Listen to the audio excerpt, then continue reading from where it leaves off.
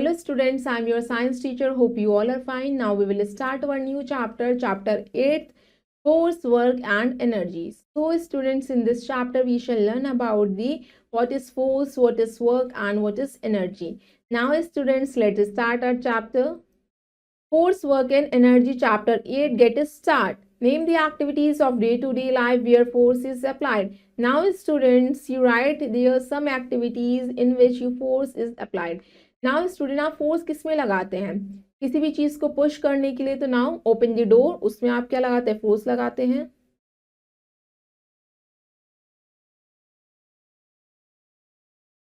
अगर आप किसी चीज को उठाते हैं, लिफ्ट द ऑब्जेक्ट,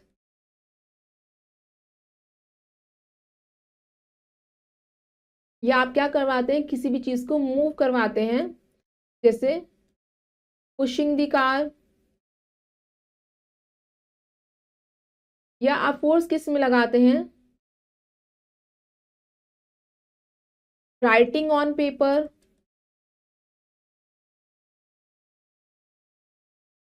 आप फोर्स किस चीज में लगाते हैं और फोर्स किस में अप्लाई की जाती है हमारी? पुलिंग दी रोप, जब हम रस्सी खींचते हैं उसमें फोर्स लगाई जाती है। नेक्स्ट हम फोर्स किस में लगाते हैं? Kick the ball.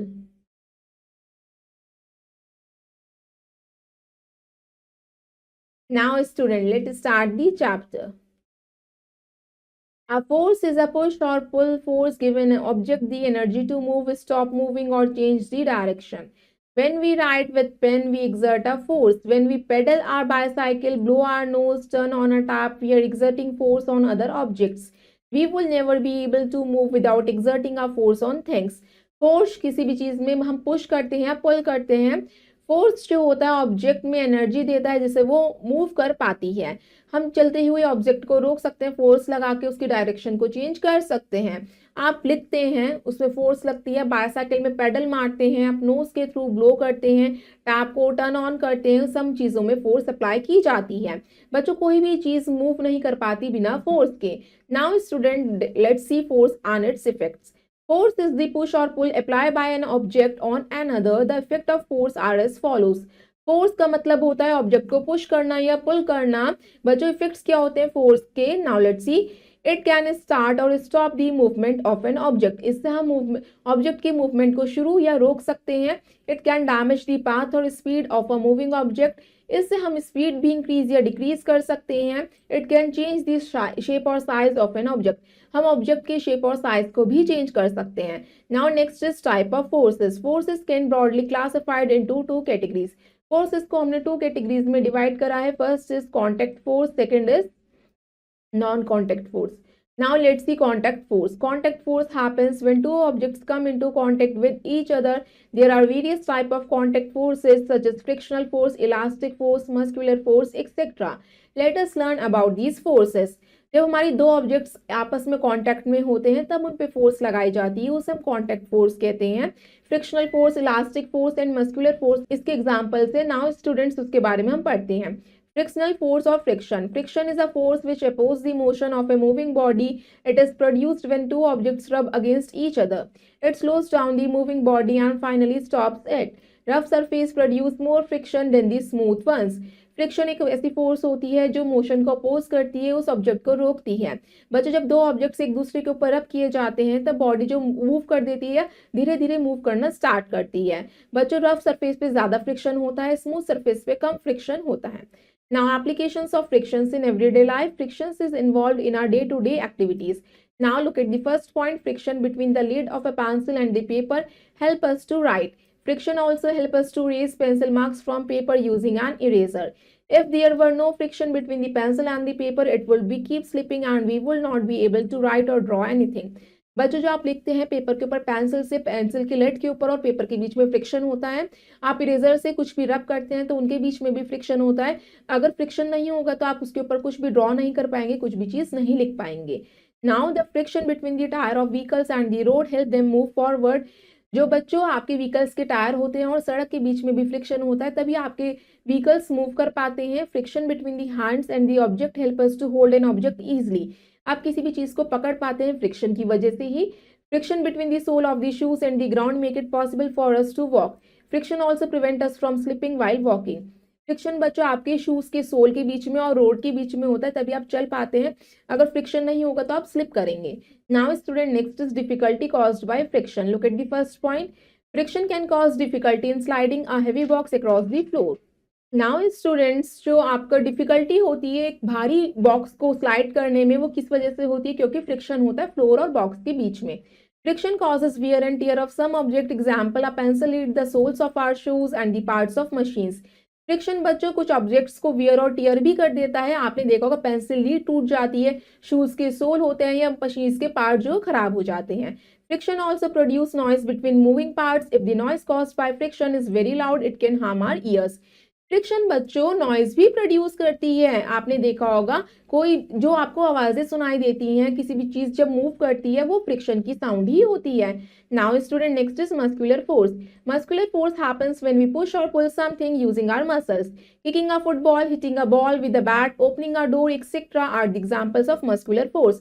जब आप मसल्स का इस्तेमाल से किसी भी चीज को पुश या पुल करते हैं, उसमें मस्कुलर फोर्स अप्लाई की जाती है। फुटबॉल को किक करते हैं, बॉल को हिट करते हैं बैट से या डोर को ओपन करते हैं। Next is elastic force. An elastic force happens when something is being compressed or stretched. Stretching a rubber band, stretching of a spring, etc. are the examples of elastic force. Elastic force बच्चों जब happens होती है जब हम किसी भी चीज को compress करते हैं या उसे खींचते हैं, stretch करते हैं। जब भी आप rubber band को stretch करते हैं या spring को stretch करते हैं तो उसमें elastic force apply होती है। Next is non-contact force. Non-contact force happens when two objects interact without touching each other. Gravitational force, magnetic force, and electrostatic force are the examples of non-contact force. Let us learn about these forces. Non-contact force जब होती है जब दो objects एक दूसरे को interact नहीं करते, जब भी वो एक दूसरे के ऊपर फोर्स लगाते हैं। ग्रेविटेशनल फोर्स, मैग्नेटिक फोर्स और इलेक्ट्रोस्टैटिक फोर्स इसके एग्जाम्पल्स हैं, उनके बारे में हम स्टडी करते हैं। Now start with the gravitational force. The force of attraction exerted by the earth that pulls object towards the center is called the gravitational force or gravity of the earth. When we throw anything up, it travels up for some distance and then fall down to the ground. Object thrown up fall to the ground due to gravity. Sir Isaac Newton was the first to propose this force when he saw an apple falling from the tree on the ground. एक force of attraction अर्थ के द्वारा लगाई जाती है, हर एक चीज को वो अपनी तरफ खींचती है, उसी को हम ग्रेविटेशनल फोर्स या ग्रेविटी कहते हैं। आप किसी भी चीज को ऊपर उछालिए, थोड़े समय के बाद ऊपर जाने के बाद वो नीचे ही गिरेगी। क्यों? क्योंकि अर्थ क्या कर रही है, उसे अपनी तरफ अट्रैक्ट कर रही है, ग्रेविटेशनल फोर्स लगा रही है। ये बच्चों ये फिनोमिना जो था सर इसाक न्यूटन ने प्रपोज किया था जब उन्होंने एप्पल को गिरते हुए देखा था जमीन की तरफ पेड़ से। Now student, next is electrostatic force. Electrostatic force is the force of attraction or repulsion between different particles and materials based on their electric charges. For example, a comb when rubbed with the hair and brought near small pieces of papers, all the pieces are attracted towards it. This happens because the charge comb induces an opposite charge in the paper pieces and they are stuck to the comb. Electrostatic force वो force of attraction या repulsion होता है जो particles या materials के बीच में लगाया जाता है जब उनके अंदर इलेक्ट्रिक चार्जेस आने लगते हैं। आप क्या कीजिए, कंघा लीजिए और उसे अपने ड्राई हेयर पे रब कीजिए, फिर आप उसे पेपर्स के पास लेके जाइए, आप देखेंगे पेपर्स जो उसके ऊपर स्टक होने स्टार्ट हो जाएंगे। ऐसा क्यों हुआ? क्योंकि आपने कॉम में चार्ज को इंड्यूस करा जिसकी वजह से पीसेस ऑफ पेपर उसकी तरफ अट्रैक्ट हुए। वो इलेक्ट्रिक चार्ज फोर्स था, यानी electrostatic force. Now student, let's do fun activity.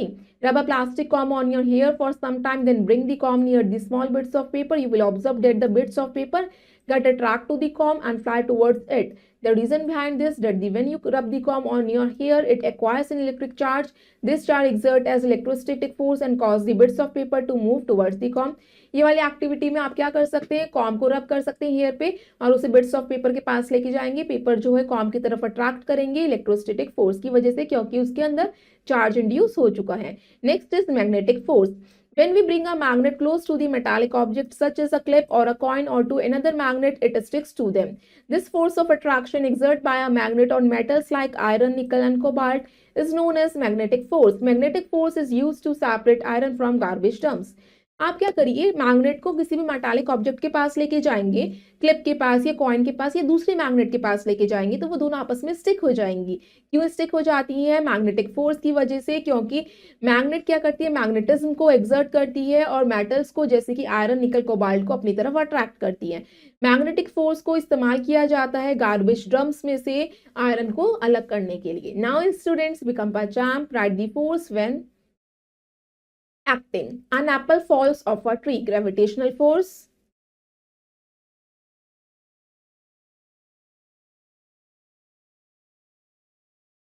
Now next is a car is pushed. Car को push कर रही है, muscular force.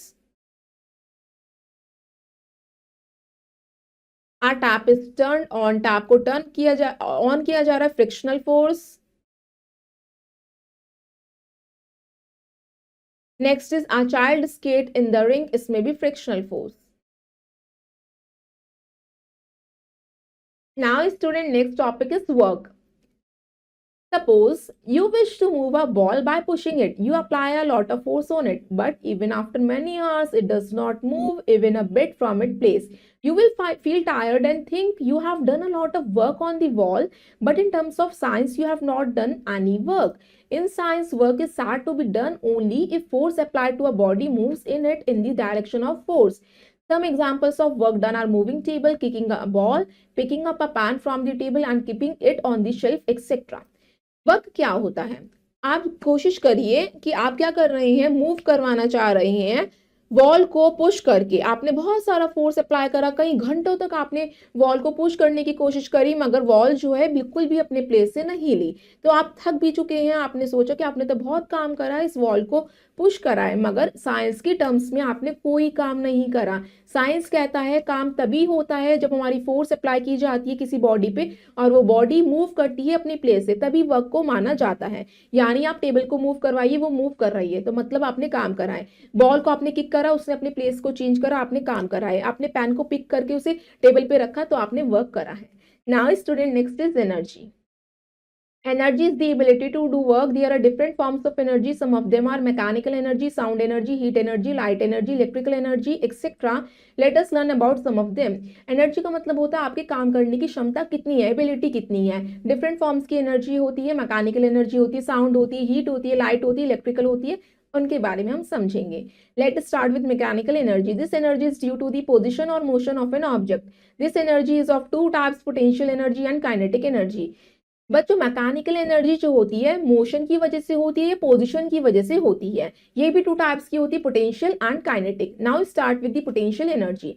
Energy possessed by an object due to its position is called the potential energy. An object keep at a height possess potential energy. For example, an arrow stretched back on a bowstring possess potential energy. बच्चों, जब energy कोई भी object अपनी position के according poses करता है उसे potential energy कहते हैं। ये कोई ऊंची जगह से कोई ऑब्जेक्ट एनर्जी पोजेस कर रहा है उसे पोटेंशियल एनर्जी कहेंगे। आप देखते हैं तीरंदाजी में तीर को खींचा जाता है बो के अलाउंग पीछे की तरफ, उससे पोटेंशियल एनर्जी की रिक्वायरमेंट होती है। Next is kinetic energy. Energy possessed by an object due to its motion is called the kinetic energy. For example, a moving car possess kinetic energy. जब एनर्जी कोई भी ऑब्जेक्ट मूव करते हुए लगा रही है उसे हम काइनेटिक एनर्जी कहेंगे। जैसे कि कार चल रही है तो उसमें काइनेटिक एनर्जी लग रही है। Next is sound energy. This energy is produced by music players, TV, horns, loud speaker and musical instruments.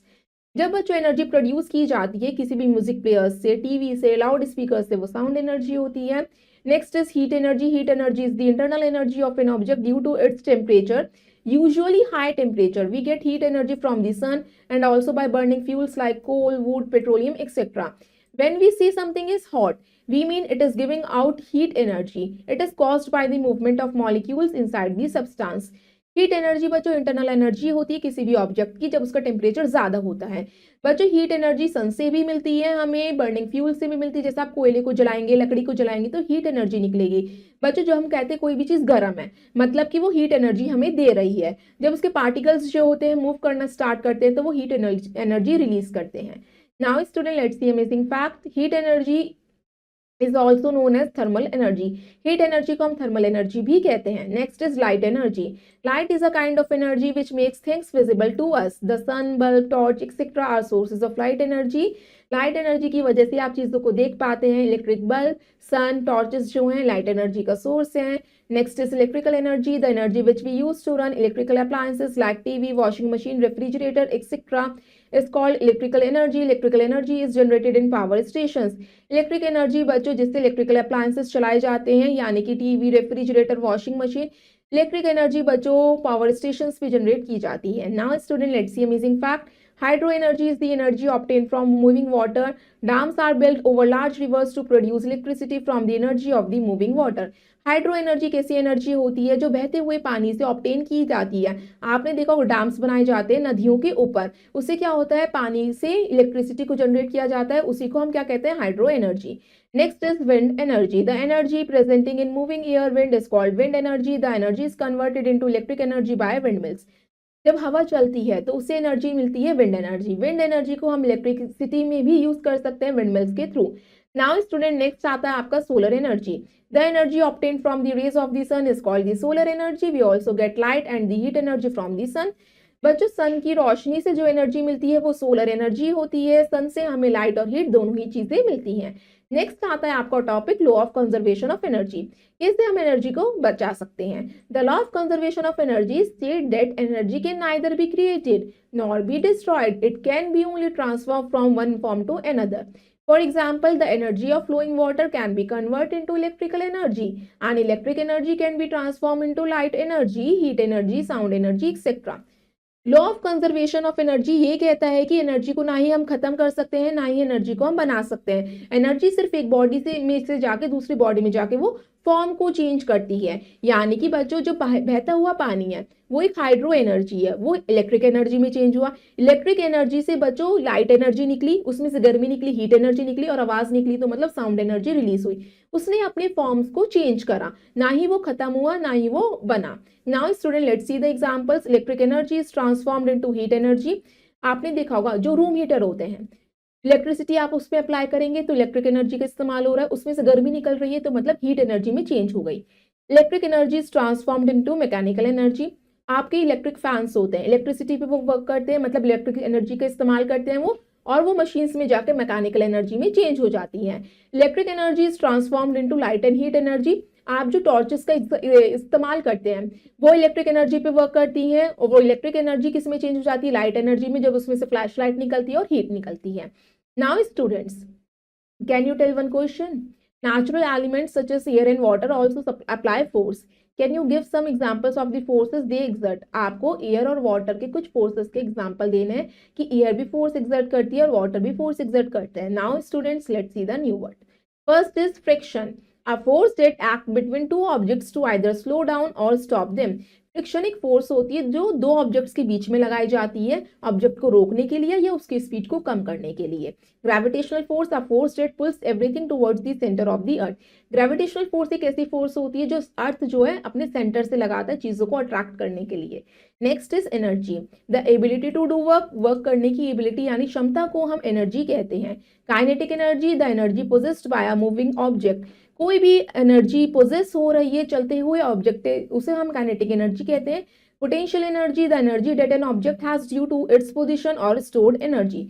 जो एनर्जी हमारी ऑब्जेक्ट अपने पोजीशन की वजह से रिलीज कर रही है उसे हम पोटेंशियल एनर्जी कहेंगे. Now student let's look in a nutshell.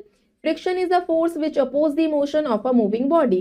Friction एक ऐसी फोर्स होती है जो मोशन को अपोज करती है मोशन को रोकने की कोशिश करती है. Magnetic force is used to separate iron from garbage dump. Magnetic force के इस्तेमाल से हम गार्बेज से आयरन की चीजों को अलग कर सकते हैं. Energy is the ability to do work. Energy की एबिलिटी होती है काम करने की क्षमता. A moving car possesses kinetic energy. Moving car बच्चों kinetic energy रिलीज करती है. Heat energy is the internal energy of an object due to its temperature. Heat energy internal energy होती है किसी भी ऑब्जेक्ट की उसके हाई टेम्परेचर की वजह से. The energy obtained from the rays of the sun is called the solar energy. जो एनर्जी बच्चों सन की रेस से निकलती है वो सोलर एनर्जी होती है. Now student let's do exercise 8. Tick right the correct option. First, a rubber band possesses elastic force. B is the right answer. Dash occurs when objects run against each other. Friction is the right answer. The energy is called dash when the motion is considered. Kinetic energy, C is the right answer. Energy possessed by an object due to its position, potential energy, B is the right answer. The energy we use to run electrical appliances, electrical energy, C is the right answer. Now student, let's do exercise B. Write T for true and F for false statement. Force cannot change the direction of an object. ये तो गलत है, it is false. Write F. Muscular force is the force of attraction of the earth. No, it is false. Write F. We are able to walk because of elastic force. No, friction की वजह से कर पाते हैं. So it is false. Write F. Energy is the ability to do work. Yes, it is true. A book on table has a stored potential energy. Yes, it is true. Now student, let's do exercise C. Fill in the blanks. Dash can start or stop the movement of a moving object. Force. Dash is a force which opposes the motion of a moving body. Friction. Dash force happens when something is compressed or stretched. Elastic. Magnetic force is exerted by a magnet on metals like iron and cobalt. Nickel भी लिख सकते हैं आप. Dash energy is an internal energy of an object due to its temperature. Heat energy. Now next is the exercise. What kind of energy is used here? Moving bus. Bus move कर रही है, मतलब कि position change कर रही है, वो move कर रही है, तो kinetic energy.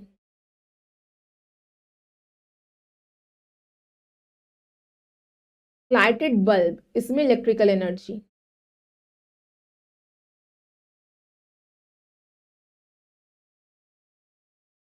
Tank at the roof top, potential energy.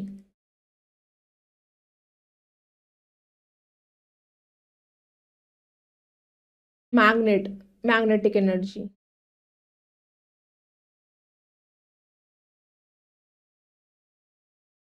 Energy produced by radio, sound energy.